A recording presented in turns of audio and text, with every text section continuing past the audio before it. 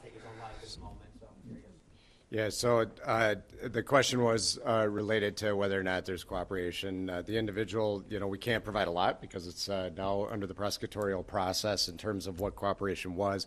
What I will tell you is that since he's been in custody, that starts the process, as the county attorney mentioned and the sheriff mentioned, of the ongoing investigation. And so what that does, there's a number of steps that went with that, regardless of the level of cooperation of the individual. Now that we have him in custody, it opens up additional investigative avenues that we'll be all working together collectively with to gather the information and evidence in this case. Can you give us any additional details on how the final moments unfolded, how you tracked him, and you mentioned last night him crawling. Can you elaborate on that a little bit? So it was mentioned the final moments of when he was taken into custody.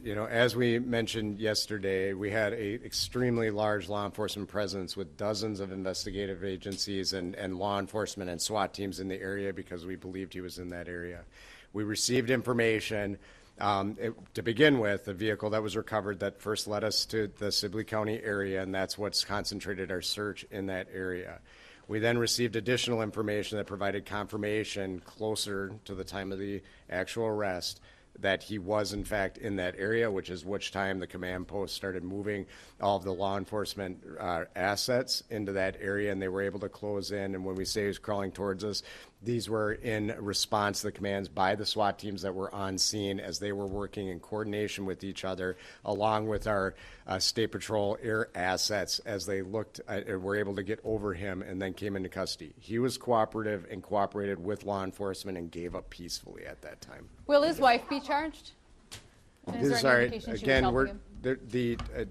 As we said, the real work of the investigation now begins. They've been working collectively, and I want to thank the Hennepin County Attorney's Office and Mike Radmer, who's with us today, who worked really with our team all weekend long, along with others across their office and the United States Attorney's Office, to be working together on that. What I will say when it comes to his wife and anybody else, if anybody else participated in these crimes, if anybody else worked to hide him and provide assistance in getting away, that will certainly be something that we are looking at with that, and we will provide that information to our prosecutors that will analyze and determine whether or not additional charges are appropriate. Can you tell us how long you negotiated with him until he surrendered?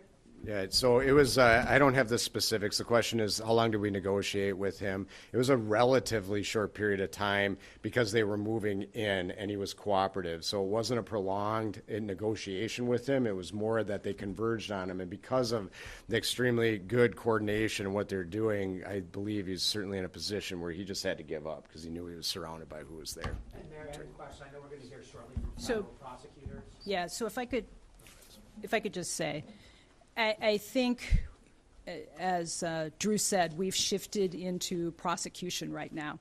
And so I understand why it was important to get information out there to the public, because there was a person who was suspected of these murders. Right now, what everybody up here is trying to do is to protect the integrity of the investigation.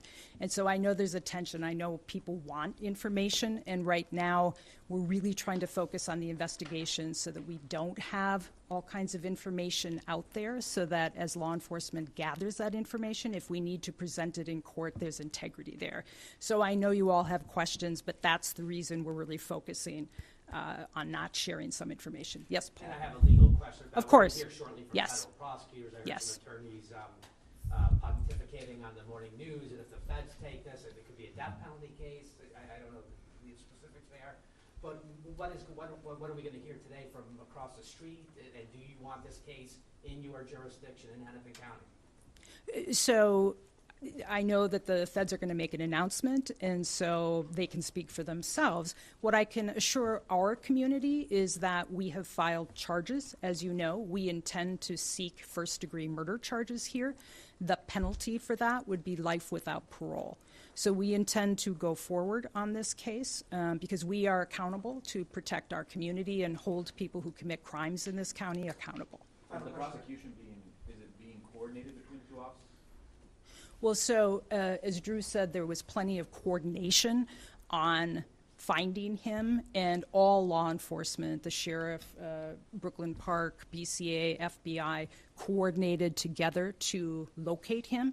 We certainly have been in conversation with the U.S. Attorney, and as I said, I think they're probably best able to answer questions. Is he doing a first appearance here, or is it going to be in federal court in St. Paul? Well, what would happen typically is that he would make a first appearance in state court here at 1:30. We have been told that the feds were going to pick him up at 10, and then the feds can answer other questions about that. Thank you so much. What he must do is he may